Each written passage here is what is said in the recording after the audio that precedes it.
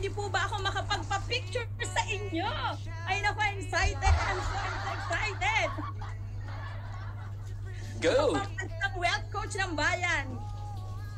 Richie, smile! Ayan, ako, thank you very much. The floor is yours, Sir Chichi. Maraming salamat po. Hi there, everyone. I just like to say hi to Lani, to Fritz Rolly, to Jeneline, Linda Pogoy, Jose Daza Jr. Maraming salamat. Uy, pakitype naman kung taga saan kayo. Baka taga Divisoria lang kayo. Nagpapanggap lang kayong OF winner. Oo, pero nandito naman kayo sa Pinas. Pakisulat lang kung taga saan kayo. From Malaysia si Christina, mabuhay kayo. From Taiwan, Lani, ni Hao Ma, si RV naman taga Dubai. Alex naman taga Milan, UAE, tapos UK, Qatar, Abu Dhabi, Toronto. Oy, well represented. Oo, talagang wala. Wala talagang taga Pinas. Kala ko talaga may mga Japiks eh. Ola, maraming salamat. It's really an honor and pleasure to meet you all. Pero bago tayo mag-umpisa, pwede ba mag-request? Ayan, marami naman naka-open ng camera. Oo, i-open nyo naman camera para meron naman akong kausap. Sino po sa inyo ang mga excited this morning or this afternoon? Pakitaas ang mga kamot. Oo. Taas ang kamot. Mga Bisaya. May Bisaya ba dire? Taas ang mga kamay at iwagayway si Kuya Jojo. Oo. Kamusta na Kuya Jo? So, tonight, okay, we are excited to talk about the topic, syempre naman, on how we can really be more, yung mga money strategies po natin. Paano ba tayo magpadami ng pera? Pero bago natin pag-usapan yan, unang tanong ko muna, sino po sa inyo ang mga followers ko na po ngayon? Type me. Type me sa comment section. Type me sa comment section. Okay, congratulations sa mga nagtatype ng me at nagtaas sa kamay. Ibig sabihin, you are part of the intelligent species. Because only intelligent people follow me. Mabuhay ko po kayo. 15 taon na po ako sa social media. And then, pagbigay lang po ako ng konting background kung yung mga matatagal na sumusunod po sa akin. I started my social media career around, I think, more than 15 years ago. 15 years na. Bakit po? And the main reason why I started the YouTube channel, Facebook channel is because of you all. Yung mga kababayan nating OFW. Because I've been doing speaking engagements already for the past 15 years. And lahat, diba, nandito ako based sa Metro Manila. From time to time, I travel to Cebu, to Davao, to other locations. Pero sinasabi ko, how many people can I talk to in 1 year? I do around 200 speaking engagements per year, an average of 100 people. We're talking about 200,000 to 300,000 a year. Sabi ko, hindi ko talaga maabot. Ang problema pa ito, kahit na may time kayo, si Margie, umabot pa ng That's Entertainment. Grabe naman. Hindi. Alam mo, Margie, ni-reveal mo na rin yung age mo. Matanda ka na rin. Hindi, ibig ko sabihin, di ba, kahit na ilang taon na ako but I cannot still reach the more important people. And ako naniniwala ko, one of the most important and underserved people that we always tell na mga bagong bayani, which are the OFWs, pero hindi naman sila ang natutulungan. Kaya nga, isang malaking karangalan na maging parte ng OF winner. Kaya nga, wag na natin patagalin kung may mga papel kayo at ballpen kayo ang ngayong gabi na ito. At the same time, ang gagawin po natin dito, sige, Averia, sige, picture mo ako, picture. Come on. Hindi, ang gagawin po natin dito sa gabing ito ay highly recommend that you try to document itong session natin na ito, record, sulat, kasi life-changing tong session na ito, and then we will also give time for Q&A. Okay lang ba? May Q&A tayo mamaya. Okay, good. Sige, without further delay. Ang pag-usapan po natin yung money strategies, no? Money hacks para sa ating kababayan ng OFW. Alam nyo, ito lang po ha. Kung meron lang akong isa, everybody say isa. Isa lang na isi-share po sa inyo ngayong gabi na ito. There's only one thing that I want everyone to really may mind na nakabukas. Janet. Pwedeng paki-off. Meron lang isang bagay na kailangan po natin maunawaan. Siyempre, karamihan po sa atin ngayon ay kumikita na ng pera. Tama o mali? Pero in reality, it's not how much money you make. It's how much money you keep.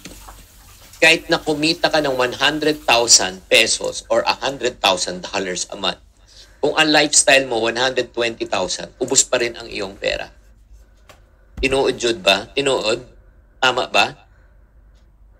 Yan ang reality eh. Kasi akala natin talaga, ang solusyon talaga ay, mas maraming pera. Pero in reality, hindi naman yan ang solusyon eh. Sige, mag-real talk muna tayo bago ako mag-start. Naalala niyo pa ba yung pinakaunang sweldo niyo? Okay. Laki. Recording Gamay o in daga? progress. Gamay. Itong weird part. Yung maliit ang sweldo, gamay ang sweldo na pagkakasya, minsan may sobra pa. Nung lumaki na, nagkulang na, nagkautang pa. Tama? Kaya alam mo mas maganda, Marilyn, What's that? ibalik na yung sweldo sa maliit. Sneaky. Eh, alam mo, ito lang reality. Kung you are telling me, Chinky, kailangan ko lang talaga mas malaki ang kita. The reality is, mas malaki kita, mas malaki gastos. So if there's only one word that I want everyone to be reminded tonight is this word called financial discipline. Financial discipline. Yan ang sikreto ng mga mayaman na hindi natin masyadong pinapansin. Masyadong overrated eh. Overrated in the sense, Chinky, may problema ka ba sa pera? Dagdagan mo lang kita mo. Pag dinagdagan mo yung kita mo, mawawala problema mo. Ay nako. Kung yan lang talagang solusyon, edi dapat nakabalik na karamihan sa inyo. The reality is this. No one inside this room, in this, look at me guys, listen. Do you want to become financially stable? Yes or no? Ito yung not so good news, Arnel, from Korea. No one, even me, can be financially stable. Ano ibig mo sabihin? The more we make, the more we spend. Habang tumataas ang ating income, tumataas din ang ating lifestyle. Nag-umpisa ka, umupa ng bahay. Umuupa ka. Pagkatapos mo umupa ng bahay, syempre, gusto mo magkabahay. Yan, nagkabahay ka na, tapos ng pagbabayad mo. Nung natapos ang pagbabayad mo ng bahay, syempre, kailangan mo naman ng investment. Bumili ka ng investment, ng kondo, para paupahan. Natapos mo na yung condo mong investment. Next, ano gusto mo? Kailangan may rest house. Nagigets nyo? Yung listahan di matatapos. Kaya nga, ang pinaka-goal natin, gusto nyo talaga magkasya ang pinagkikitaan natin? Yes or no? Sulat nyo to, kasi wala pa sa slide to.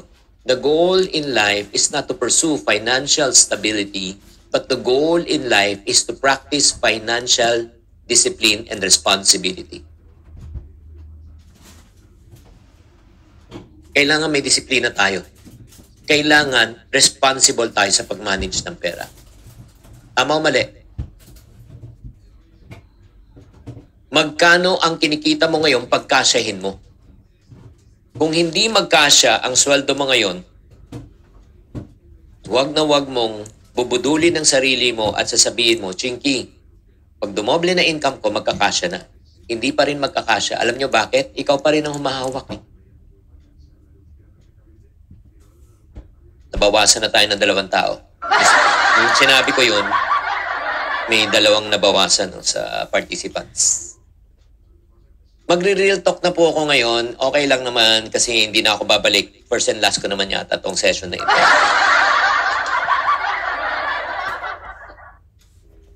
So do you all agree? No, do you all agree that the problem is not the income, the problem is the person who's handling the income? Type agree if you do agree. Kasi pag hindi natin ma-admit pa rin yan, alam mo problema natin. Hindi ko na alam. Ikaw pa rin nahahawak, ikaw pa rin gagawa ng paraan, ikaw pa rin ang solusyon.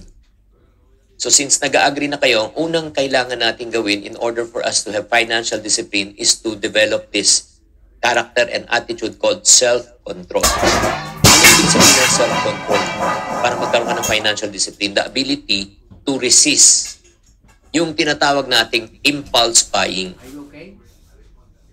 Sino po sa inyo dito aamin kayo na kayo ay marupok? Pag nakakita ka lang ng mga 10-10, 11-11, 12-12, Black Friday, ay nako, di ba? Wala na, bumibigay na kayo. Kulang tayo sa self-control. Self-control is crucial. Because once you develop self-control, it helps you to stay on track with your current income, your budget, and your long-term goals in life.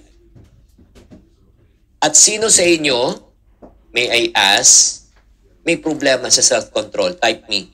May problema kayo.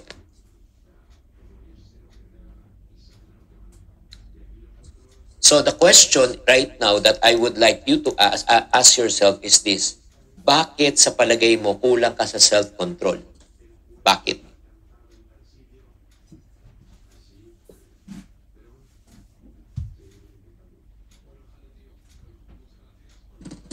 Mukhang walang aamin. Sige, ako na lang may problema. Una talaga, totoo lang, ang daming temptation, di ba? At bakit di ka makapagpigil? Ito lang, bakit di ka makapagpigil? Question nga, bakit ka hindi makapagpigil na bumili ng mga bagay na gusto mo lang pero actually hindi mo naman kailangan? Kasi may nakikita. Hinihila. Wow. May nanghihila pa sa iyo, ha? Hindi, reality, gusto nyo bang talaga bakit tayo kulang sa self-control? Gusto nyo malaman? Yes or no? Kasi sa totoo lang, ang hilig natin magkumpara sa ibang tao, that's number 1. Number 2, ang lakas ng ating self-pity. Yung parang feeling mo, pag hindi mo nabili, kawawa ka. Tapos, parang feeling mo, bakit? Pinagpaguran ko naman to, Nagpapadala man ako ng pera. Diba? Kahit paminsan-minsan, deserve ko naman to. Deserve.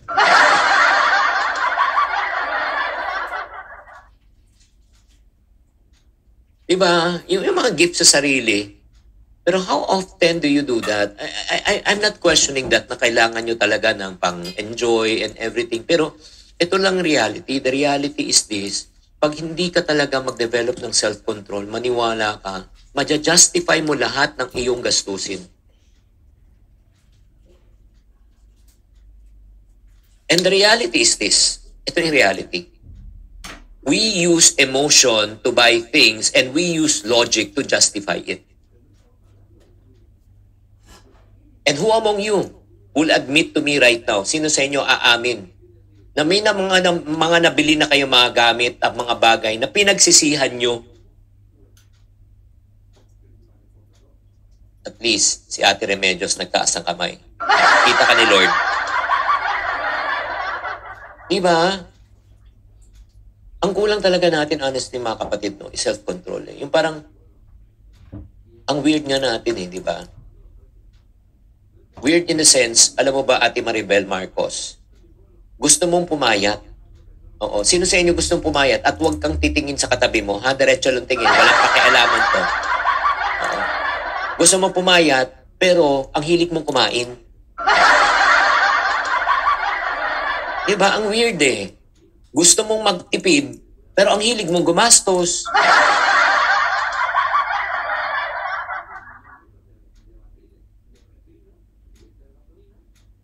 Alam mo, ito na kahit na mag-attend ka, mga kapatid, kahit na mag-attend ka na maraming mga session, kahit na mag-attend ka, kahit makinig ka kay Francis Kong, kahit makinig ka sa akin, pag walang self-control, kapatid, wala na tayong pag-uusapan. Ngayon, do we all admit na kulang tayo paminsan-minsan? Paminsan-minsan,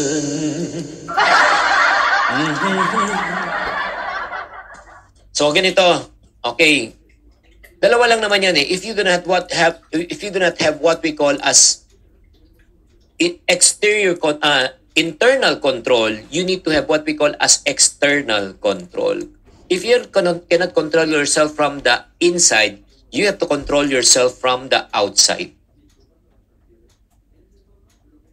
So before I tell you the strategy, gusto niyo ng strategy para magkaroon tayo ng self-control? Yes or no?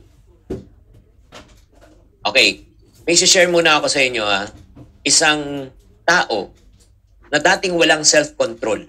Dati, walang self-control. Magastos din. Pero tignan nyo, nagbago po.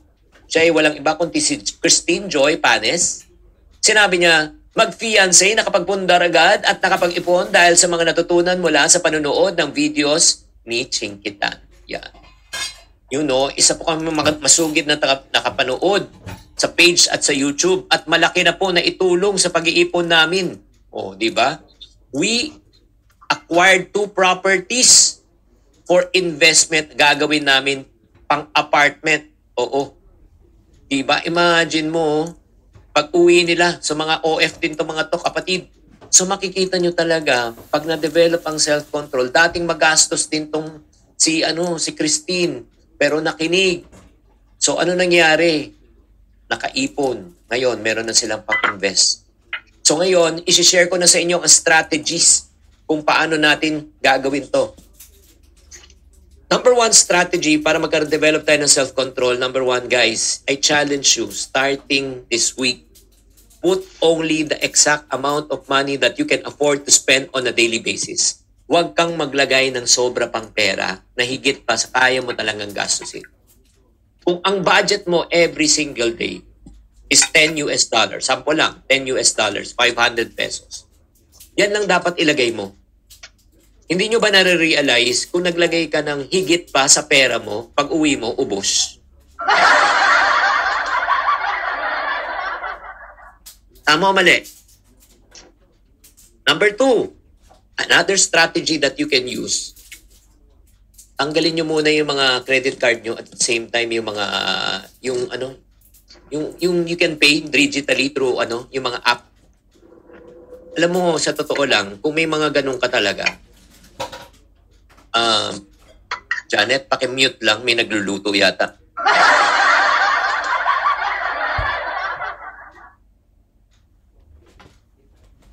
Kasi pag hindi natin tinanggal talaga yung mga ganung app na yan, at the same time, mga access na yan, alam mo, parati ka magkakaroon ng emergency.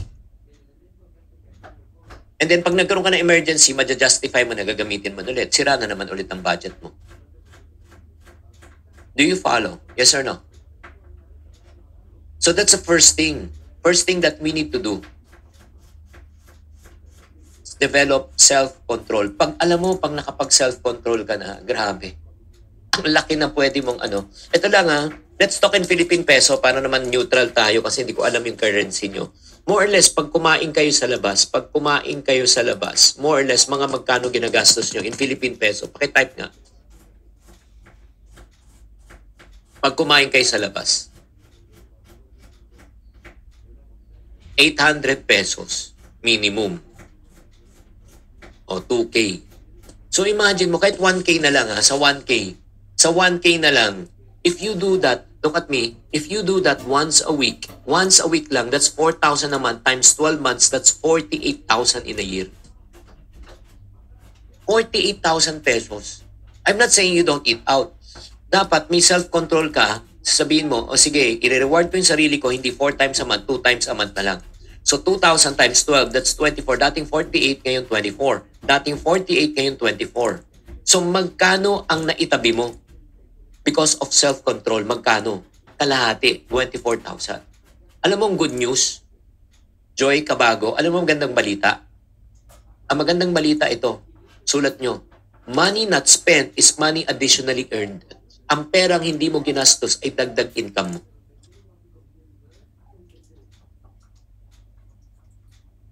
Hello? Why try to control the things that you cannot? Why don't you control the things that you can? Ang pagtaas ng sweldo mo, dagdag income, hindi mo control. Pero pag gastos mo, kaya mong kontrolin. Am I making sense?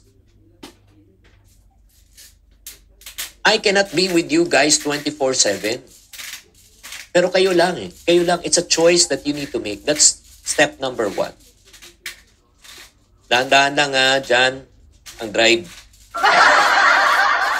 Huwag ka na tumingin sa akin. Sige, diretso lang tingin sa kalsada. Number 2 po, kung gusto nyo talaga, yun nga, yung tinatawag nating financial discipline, kailangan po rin natin, number 2, patience. Kailangan matuto tayong maghintay. Financial discipline involves what we call as delayed gratification. Huwag tayong magmamadali. We need to learn how to wait for the right opportunities, whether for buying something, major purchases such as car, houses, investment, diba? Even sa investment, kailangan matuto tayong maghintay. Pero ang problema po, alam mo bakit wala tayong financial discipline? Kasi parati tayo nagmamadali. Gusto natin madalian. Naiinip tayo. Sino sa inyo aamin din kayo na medyo kulang din kayo sa patience? Type me.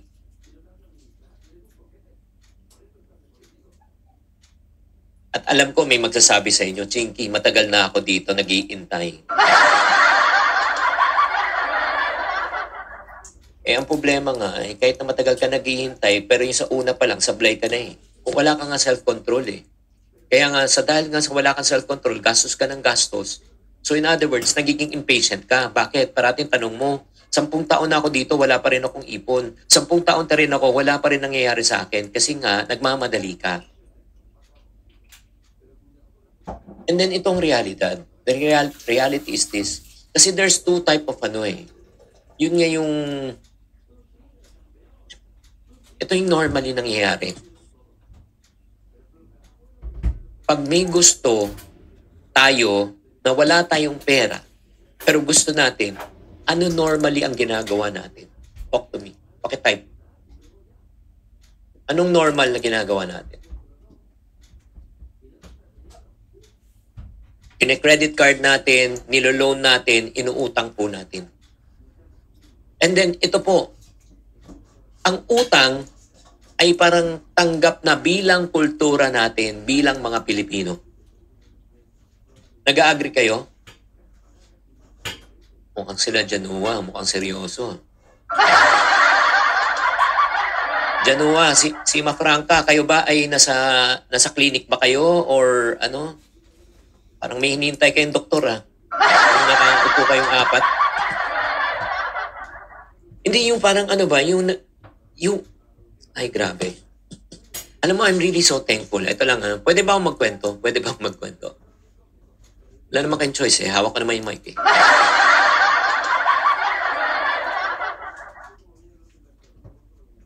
Ever since we were young, siguro one thing that I'm really so grateful to my parents, they never allowed us to borrow things.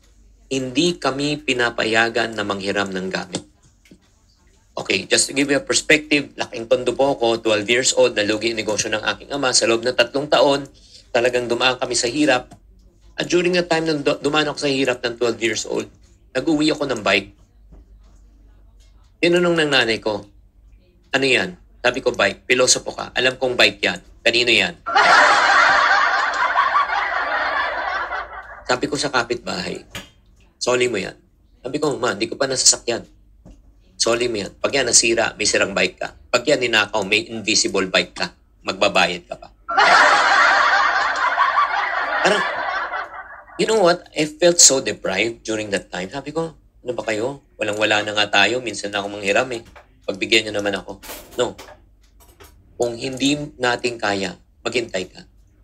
Magtiis ka. Huwag kang manghiram. So to cut a long story short, doon ko na-realize after so many years kung bakit ako hindi sinanay sa panghiram. Bakit? Kasi Sino sa inyo may mga anak dito? May mga anak kayo? Taas ang kamay. Okay, ngayon sinasanay ninyo manghiram ng sapatos o kasi meron silang gig o may basketball o wala siyang sapatos. Sinanay mo manghiram ng damit kasi may prom. Sinanay mo manghiram ng mga laruan, mga gamit. Ngayong bata, laruan, damit, sapatos ang hinihiram. Paglaki, ano ang hihiramin? Ano ang hihiramin?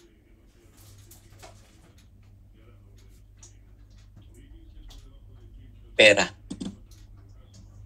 Bakit? Ang principle kasi ng hiram is, I want it now. I cannot afford to wait. I want it instant. Walang patience. Walang delayed gratification. Gusto instant gratification.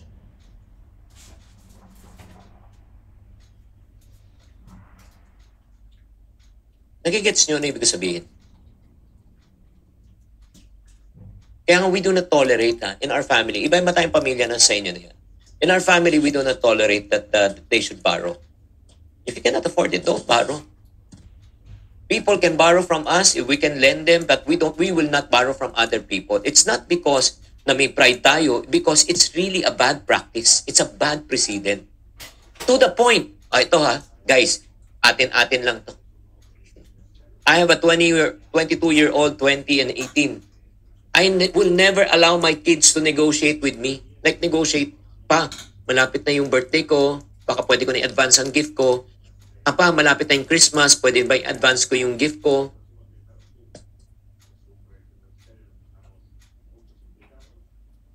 Ngayon, ina-advance gift. Next, anong i-advance nila? Kausapin nyo. Anong i-advance nila?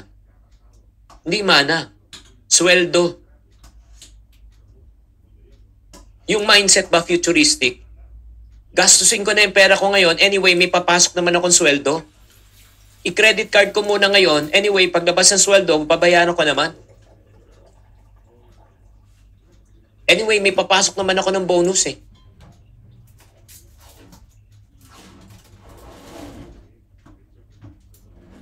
Oh. Ano? May nagdurugo na ba dyan?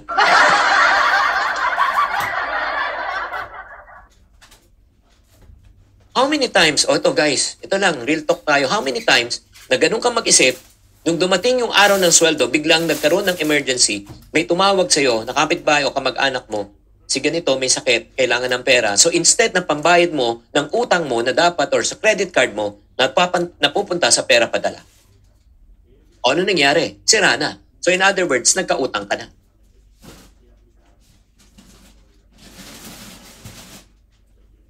So it's very important guys. Ito lang probably you're expecting something tonight. But I will try to answer into the question and answer. Probably some of you are saying, sige, paano naman yung investment part and everything? You know what? Let me tell you this truth. Pag hindi nagbago ang financial mindset nyo, pag hindi nagbago yung financial attitude mo, wala tayong pag-uusapan. And lalo na, kung we are talking about investment, and you're impatient, simple lang, talk to my uncle, Warren Buffett. Sinabi niya, in investment, it's transferring of money from the impatient to the patient. That's number one. Kung ikaw, mag-i-invest ka ng pera mo, impatient ka, ako, congratulations. Pakakilala na lang kita sa mga scammers. Yung tipong gusto mo yung mag-i-invest ka na wala kang gagawin, bigla kikita na yung pera mo. Yung $100 mo magiging $1,000. Wow! Oo. Diba? Ayun.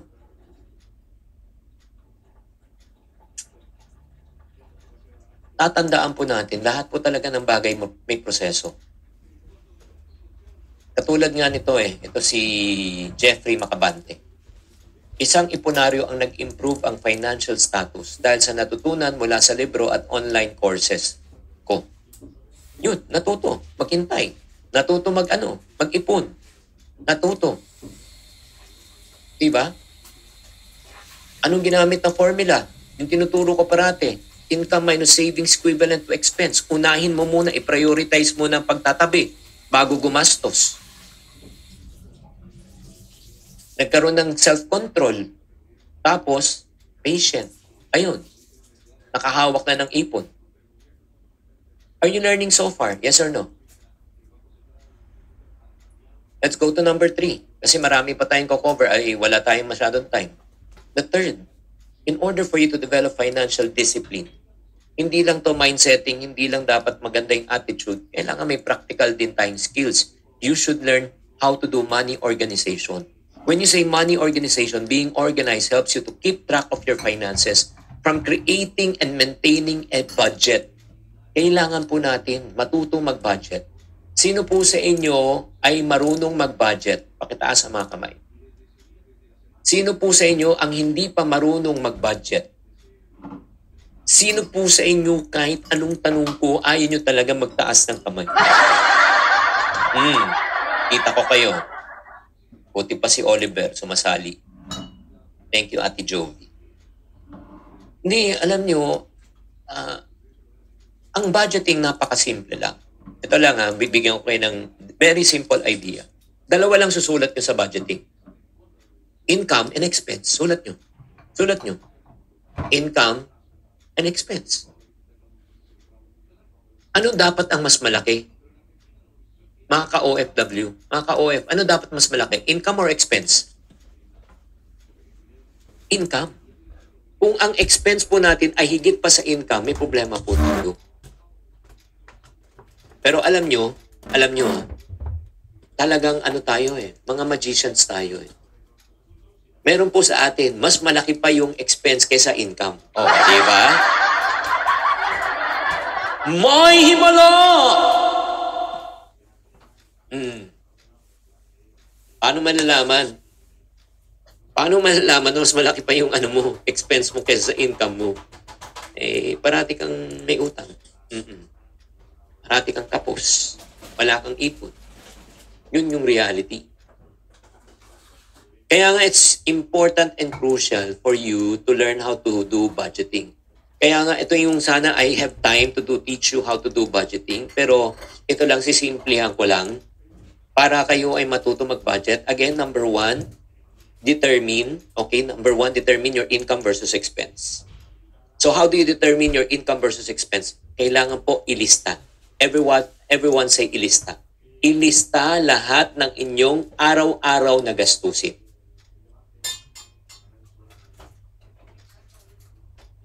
Sige, i-challenge ko kayo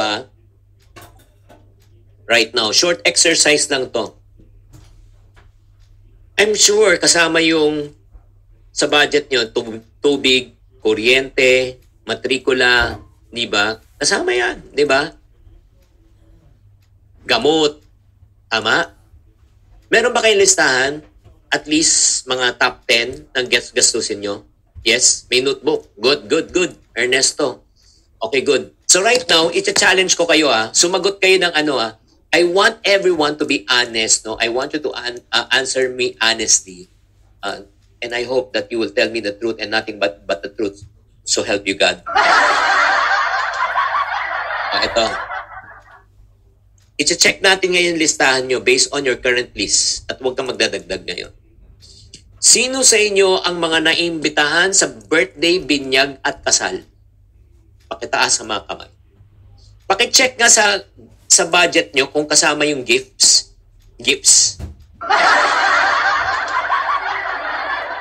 Mga magkano yan? Pag na-invite ka, mga magkano yan? Mga magkano? Minimum. Anong mura lang? Baka murahin ka ng yung sumagot ng peso na lang, peso. Huwag mo akong bigyan ng ibang denomination. Di ko na, kanyari, 500, 1,000. Kung ma-invite ka lang ng 2 beses sa isang buwan, that's 1K times 12 months, that's 12,000. Saan mo kukunin yan kung wala sa budget? Saan? Dito, tignan nyo. Hangin. Next. Ang alam ko, ang kulay ng buhok ng dalagang Pilipina ay itim, hindi brown. Pakicheck nga sa inyong budget, nandun ba yung highlight at rebond ng mukha? Kasama ba? Wala! Ah. Ano, gusto niyo pa masaktan? Gusto niyo pa masaktan?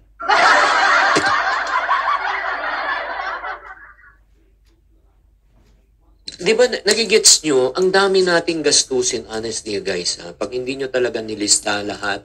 Alam mo, at the end of the month, at the end of the year, ito parating tanong mo, Oliver, saan napunta ang kinita ko? Have you ever asked yourself this question? Yes or no? Kasi wala kayong budget. In reality, you don't have a budget. Kaya itong paksa natin na ito, grabe, hindi ko nga alam kay Fritz eh. This will really open Pandora's box to make you realize, honestly, the problem is not the income. The problem, mismanage natin talaga yung income. Patunayan ko po sa inyo, ito dating hindi nakaipon dahil natuto mag-budget. Si Carol Shin.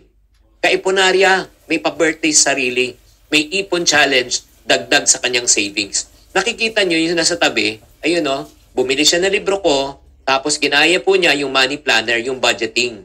Nakaset aside na po dapat sa kanya kung saan po mapupunta yung mga pera, yun. Sumali rin siya sa 52 weeks ipon challenge. In other words, it's really money management. On top of self-control, on top of discipline, di ba? Importante talaga eh. Sino sa inyo gustong matutong mag-budget? Pakitaas ulit ang kamay. Mamaya, pagkatapos ng session, I will tell you where you can watch a video so that you can learn how to do money management.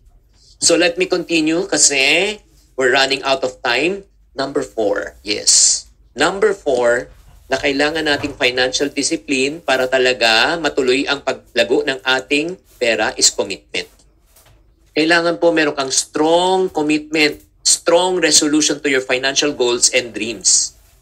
Ang ibig sabihin po niyan, dedicated ka to stay on track with your budget. Committed ka.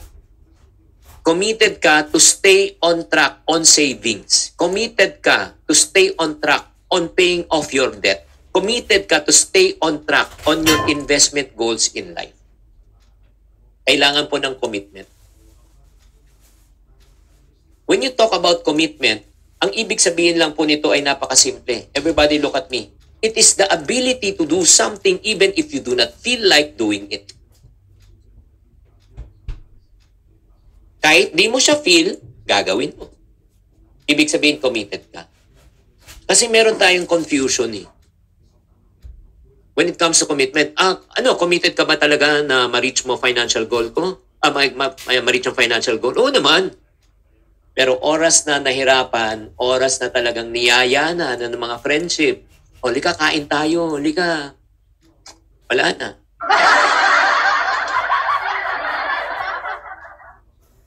Ito lang, tanungin ko kayo. Tumingi kayo sa akin. Sino sa inyo committed na magkaroon ng financial freedom? Taas ang kamay. Sino sa inyo committed na magkaroon ng financial peace of mind? Taas ang kamay. Next question. Sino sa inyo ang may utang? Sino sa inyo may utang? Type ako. Type ako. Type ako. Tignan nyo. Grabe nga, committed na nga talaga kayo sa financial freedom and peace eh. Kaya nga, lubog kayo sa utang.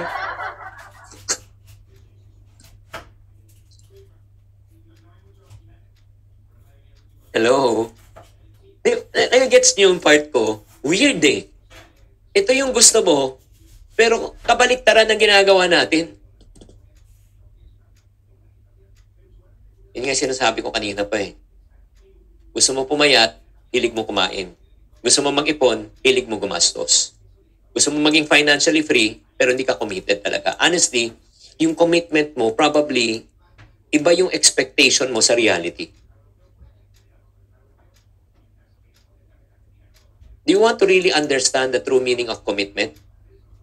Yes or no? The true meaning of commitment is this, Marilyn, mag-iba. Uy, Marilyn, makinig ka.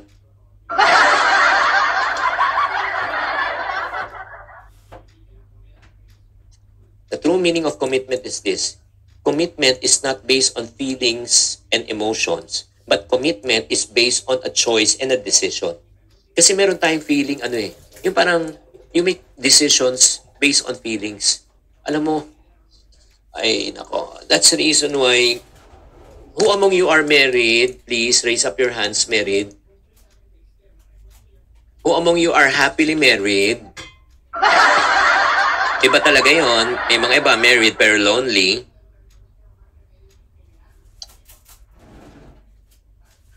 Some people will say, you know what?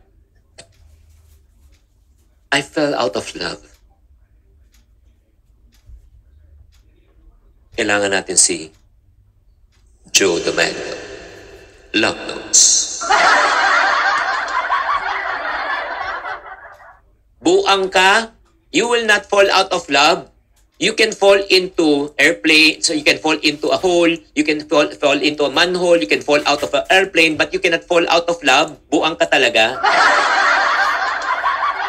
Kasi mali ang expectation mo sa love. Because some people, love is one of a kind. Define love. Love is a feeling that you cannot explain until such time you feel it. Malalaman mo na lang yan pag dumating yan. Paano kung wala ka ng feeling, ibig sabihin hindi mo na love? Kaya nga, nung kinasal tayo ng pare, o ng ministro, o ng pastor, sinabi ng pastor, di ba, o ng pare, for richer and for poorer, for better and for worse, for in sickness and in health, till death do you part, no return, no exchange per DTI number. Nagigets nyo? Ibig sabihin po, ang true definition of love is commitment. You are committed to one another for the rest of your life, whether it's uncomfortable or comfortable, whether in sickness and in health. And if you say that you are really committed to financial freedom, ibig sabihin po niyan, ang goal natin is to become financially free na makalabas din tayo sa utang, hindi lang yung lifestyle. Ano yung utang? Ayaw ka na? Tapos na?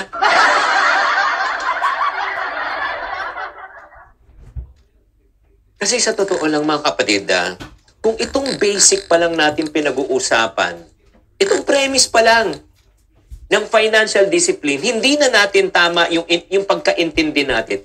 Lahat ng pag-uusapan po natin, isa susunod about saving, budgeting, getting out of debt, and starting a business. Mali na lahat. Bakit? Mali kasi ang premise po natin. I don't know if I'm right kung computer engineer ka dito, wrong data input, wrong output.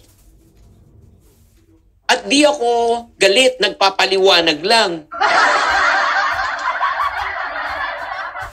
Naging gets nyo ba nung ibig ko sabihin? Kung mali po yung ating kaya nga palpak tayo talaga minsan . Yung commitment talaga yan ang kulang.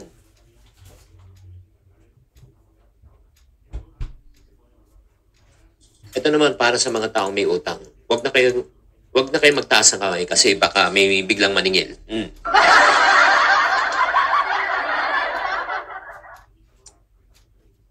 Kasi kailangan talaga, umabot ka sa punto ng buhay mo, nagalit ka talaga sa utang. Because one thing that I've learned in life, what you tolerate in life will never change. What you hate in life, you will change.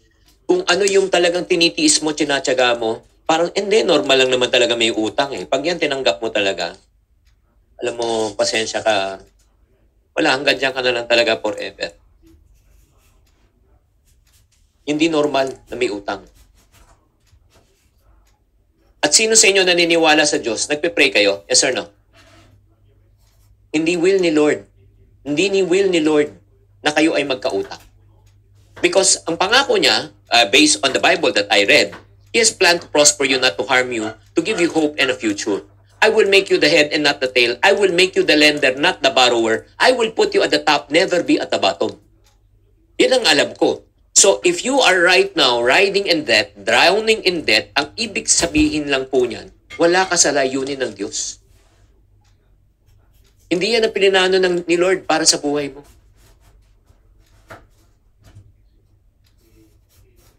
Si Maria, may kasama yan. Si Maria Eloise. Kailangan ko yata mag-English.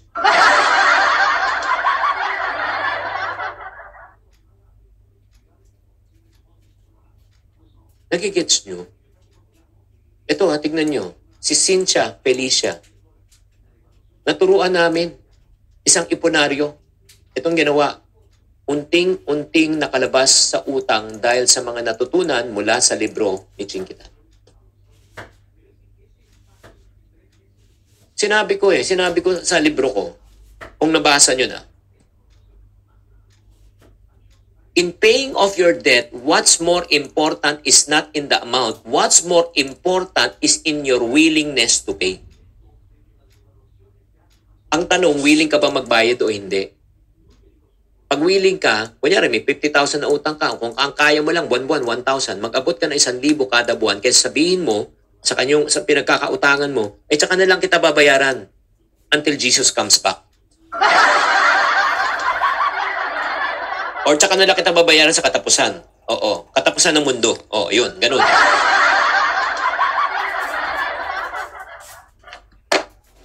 Alam mo, kung talagang gusto mo magbayad, kahit na pa 1,000, 1,000, mas maganda na nakikita na nag-aabot ka pa konti-konti. Do you agree?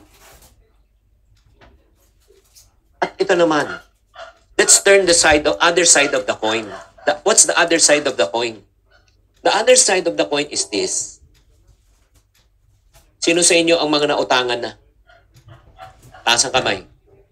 At yung tao, nung nangungutang, napakabait. Nung ikaw ay maniningil, sila nang galit. Tapos pagagalitan ka, ang kapal-kapal na mukha mo, naniningil ka. Sa dami nga na kaibigan ko, ikaw nga pinili ko, tapos magpasalamat ka pa. Ay, nako.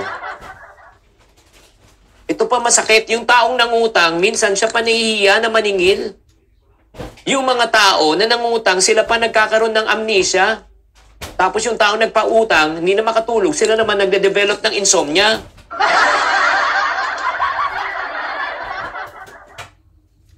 Ay, nako. Ang daming hugot, no? Kaya nga, kung ayaw nyo manggawa yan at mangyari yan sa inyo, let me tell you this truth. Huwag nyo rin gawin sa ibang tao. And I hope and pray na talagang if we want really to live a financial disciplined life, make every effort to get out of debt. Dapat yan ang commitment mo. And I will give you one more. Actually, 200 to, no? Pero hanggang 5 lang ngayon. Kasi wala na tayong time. May Q&A pa tayo. Are you learning so far, guys? Are you learning so far? Marami na ba tayo na-realize? Ito yung number 5 na I believe na malaking maitutulong po sa inyo mga ka-OF winner. Kung gusto nyo talaga makadevelop ng financial discipline is the word called accountability. Everybody say accountability.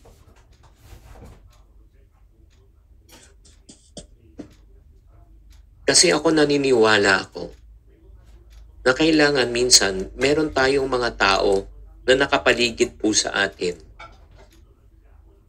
na ika nga mag-uudyok sa atin sa magandang pamamaraan. Diba? Ito lang di nyo ba napapansin? Pag may 4 kang kasamang chismosa, ikaw ang pang-5.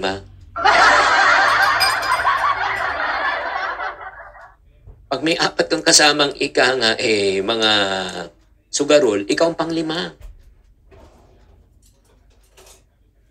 Kung may 4 kang kasamang mga successful na negosyante, ikaw ang pang-5. In other words, birds of the same feathers, what? They become a feather duster. Our birds. Sabi ni Betchy.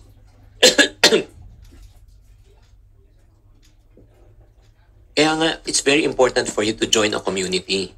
Minsan kailangan po talaga natin ng mga tao na nakapaligid sa atin na magkaroon tayo ng maganda namang peer pressure. Kasi kung nakasama mo yung mga taong yung peer pressure ay bumili ng mga gamit, gumastos, magpakitang tao, magpagilas, di ba? Mapapagastos ka eh. Pero pag sumama ka sa OF winner, di ba? Makikita mo, oh, ito nakatipid to, ito nakaipon to, ito nakapagnegosyo to, ito nakapag-for good to. Magandang peer pressure siya. Do you agree? Guys, importante to, wag niyong mamaliitin yan. That's number one. And number two, sometimes when we touch, the honesty is too much. And di ba sometimes we have to close our eyes and try, di ba? And I wanna hold you, di ba? Tama na. Tuloy ako, napapa-flashback. Hindi yung parang minsan ang kailangan natin kasi minsan takot tayo na mag-umpisa eh. Takot tayo. Pero sometimes we just need someone to put courage in us, to encourage us to be able to get started. Di ba? Minsan kailangan natin ng taga-push eh. Tama o mali? Naalala ko tuloy mga friendship, noong nag-uumpisa ako na maging speaker at saka communicator, noong nagkita kami ng mga bandang 2009, I think 2009 yata or 2010, 2007 or 2008 ni Francis Kong. Tapos sinunong sa akin ni Ninong Francis, kailan nalabas yung unang libro mo? Hindi ko, Ninong, mga siguro, give me 1 more year. That was around December of 2007 yata. December 2007. Tapos nag-speak kami sa isang conference. Ako yung una, siya yung pangalawa. So pagkatapos ko siya na. Tapos inintroduce niya yung sarili niya. Tapos by the way, nandito rin pala si Chinkitan. And si Chinkitan yung first speaker. And please watch out by January of 2008, maglalabas na siya ng kanyang first book. Sinabi ko 1 year pa eh. Sinabi niya next month na. So ano nangyari? Na-pressure ako. Natapusin talaga yung libro in no time. But I'm really so thankful that I have an accountability partner in the person of Francis Kong to be able to push me out. Nagigets nyo? Alam nyo, ito lang mga kababayan ko, OFW. Sinasabi ko lang ito dahil love ko kayo. The reason why you're still there in your situation because some of you are at your comfort zone. Masyado kayong komportable. Hindi ko naman nila lahat. May mga ilan sa inyo, for good na kayo dyan. May mga iba sa inyo, gusto nyo pa rin bumalik. Tama o mali? Kung yan ang nyo, gusto nyo na mag-migrate yun, for good. That's wala namang problema. Pero yung mga gustong bumalik, ano ibig sabihin yan pag bumalik kayo dito? Pag bumalik kayo dito, simple lang yan, Richard. The moment you stop working, you stop earning. But you don't stop spending. I don't care how much money you bring back home. Ang pera, mahirap kitain. Pero ang pera, madaling ubusin. Ay, magbakasyon ka lang dito eh. Magbakasyon ka lang.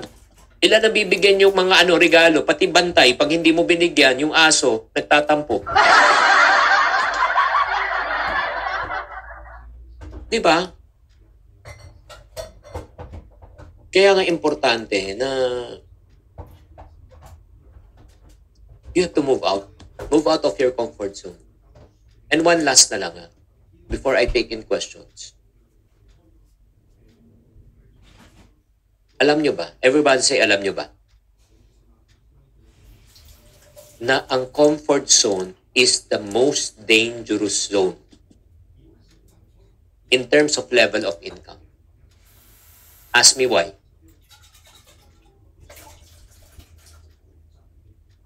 Kasi pag mahirap ka, yung talagang hirap ka, lalabang ka eh. Alam mo talagang no choice ka eh. Naghihirap ka nga eh. Kaya nandiyan kayo eh. Kaya nga, nandun kayo. Kasi nanggaling kayo sa wala at hirap. Kaya lumabang kayo.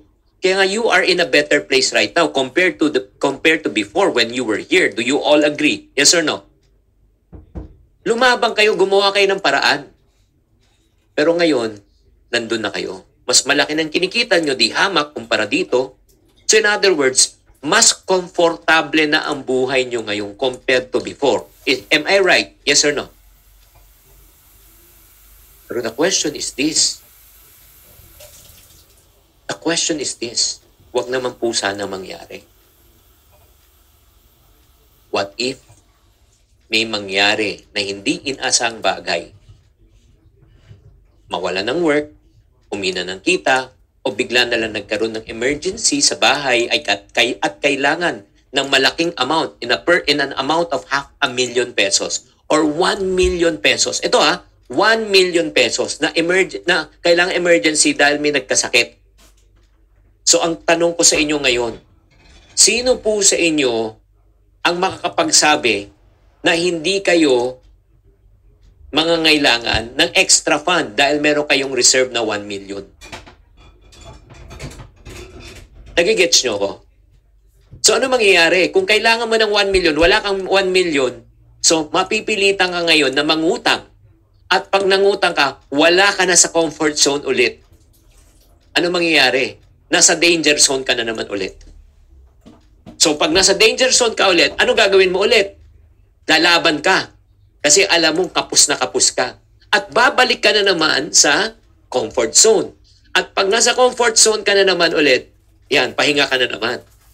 Kaya nga, sinasabi ko, comfort zone is the most dangerous zone. Ang dapat na zone na kailangan natin puntahan, hindi comfort zone. Dapat ang puntahan mo, safe zone. Gusto nyo makapunta sa safe zone? Yes or no? Simple. Doblehin nyo yung income nyo. Imagine mo, pag dumoble ang income mo ngayon, sa palagay mo, will you be at the safe zone? Yes or no? Makakaipon ka ba? Pag dumoble income mo ngayon, kung kumikita ka ng 50, magiging 100, 100,000, magiging 200,000, 200,000 mo, magiging 400,000. Kung kumikita kang 500,000 ngayon, di ba? Magiging 1 million. Kung kulang pa rin yan, didagdagan mo. In other words, you cannot stay at your comfort zone.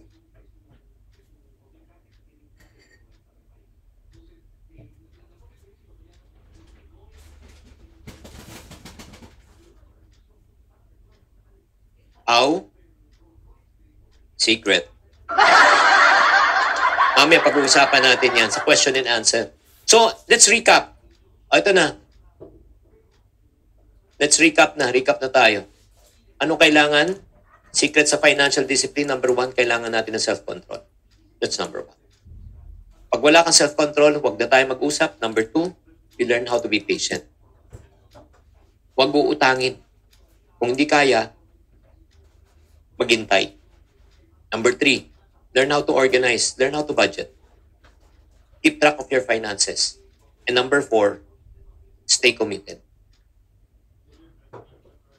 Stay committed with your savings, with your financial goal, paying off your debt.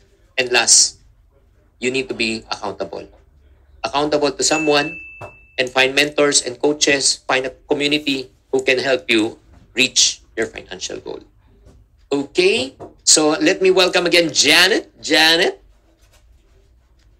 Yes naman, Sir Chinky. Grabe, ang dami nating natutunan. Thank you very much.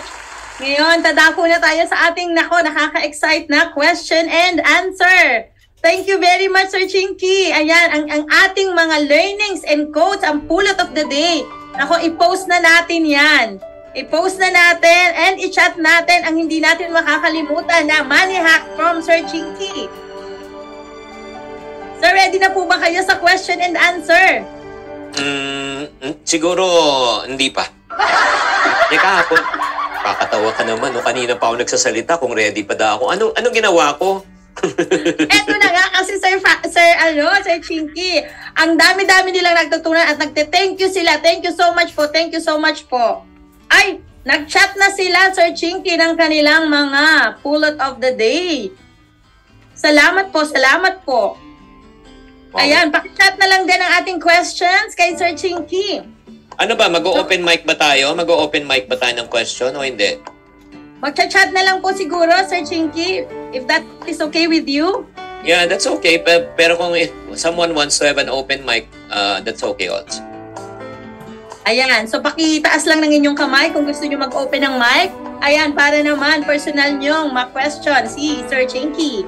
Si Betchy yata, gusto yata, Betchy. Betchy, you want to ask? Betchy? Diana? Pa-open Ayan, mic. so, Pwedeng paki-out ng music, please. Thank you.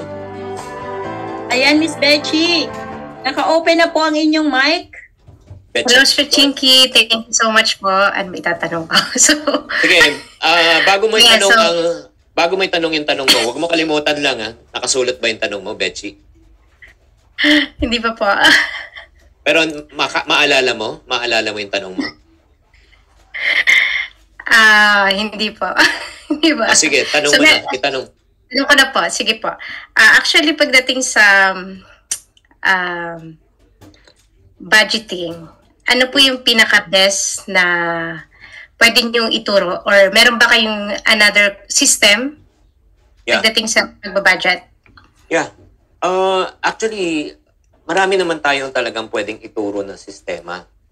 Pero ang pinaka-best talaga, guys, no? The best formula that I teach my students about budgeting is this. Ito lang yung principle. As your income increases, you don't increase your standard of living and spending, but you increase your standard of saving and investing. Ulitin ko ha. Pag tumaas ang income mo, huwag mo itaas ang lifestyle mo. Itaas mo ang pag-iipon mo at pag-i-invest mo. Ang ibig ko sabihin, like for example, maglagay tayo ng structure. 5% savings, 5% investing, 90% budgeting, spending. Diba? Ganon. Kaya ba natin? Pakitype lang guys kung kaya. 5,590. 5% savings, 5% investing, tapos 90% spending. So pag tumaas ang income mo, gawin mo ng 5-10-85. Pag tumaas ang income mo, gawin mo ng 10-10-80. Pag tumaas ang income mo, gawin mong 10-20-70. Pag tumaas ang income mo, 20-20-60. Hello? Naiintindihan mo ibig ko sabihin? Yes.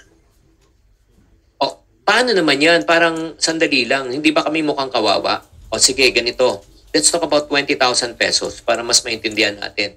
20,000 pesos, 90% ang ginagastos mo. Ano po ang, pakitype lang sa comment section, ano po ang 20% ng, 90% ng 20,000? 90% ng 20,000 is magkano? 18,000. 18, tama? So umabot ka na ng income ng 100,000. Fast forward, 100,000 ang income mo. From 20, naging 100. So nung nag 100,000 ka na, ang formula mo na 20-30-50. 20-30-50. Ano yung 50% ng 100,000? Talk to me. Ano ang 50% ng 100,000? 50K.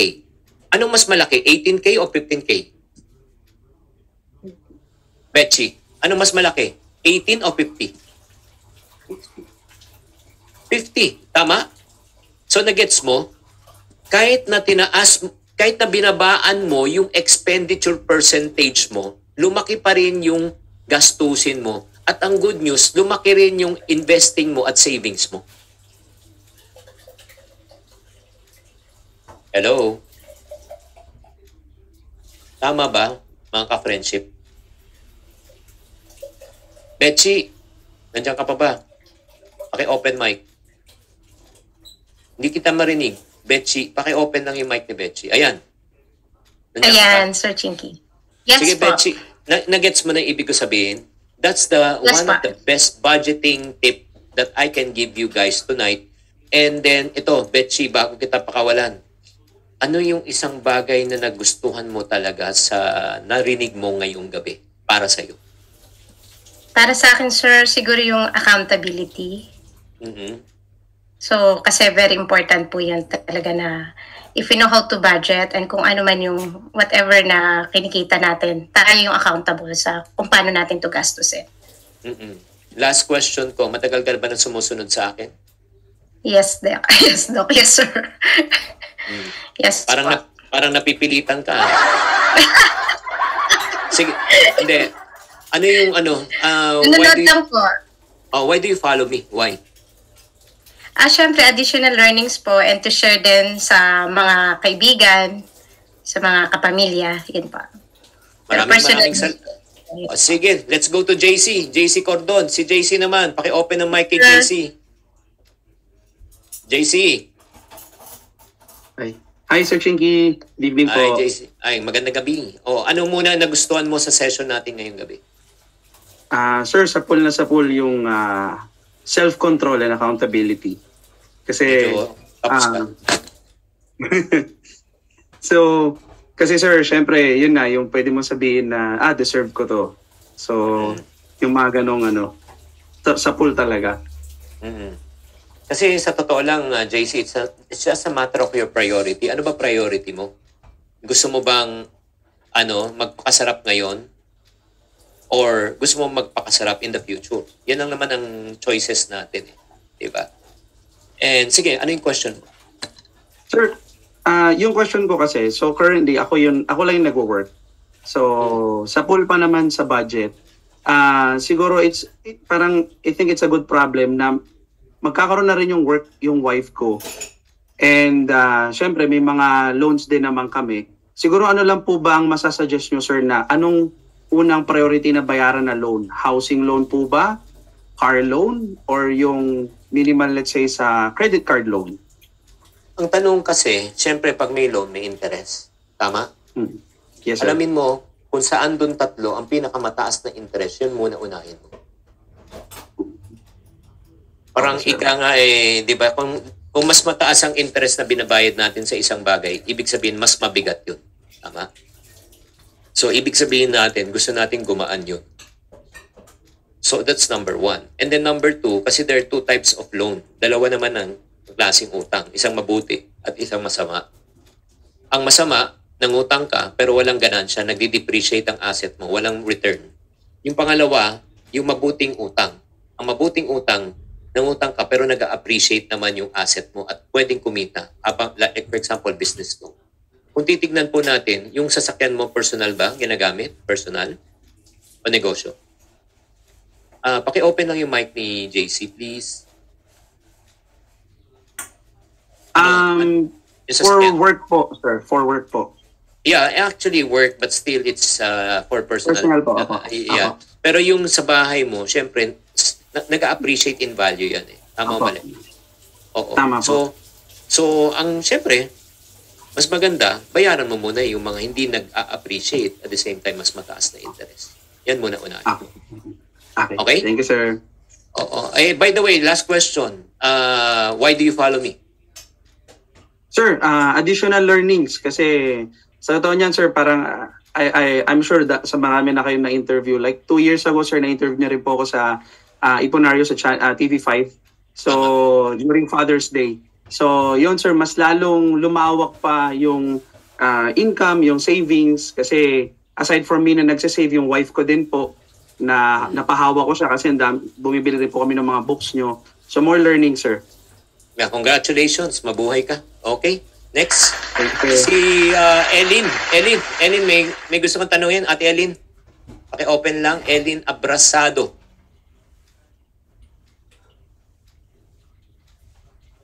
Go, Ate Elin.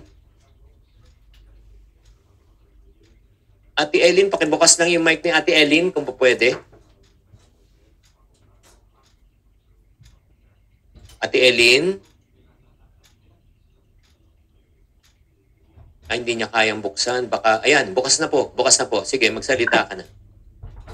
Hi, Sir Chinky. Good afternoon. Wala pa akong question. Wala kang question? Nagtataas ka ng kamay. Ay, sorry. Sige. Okay lang. Thank you, Sir Chinky.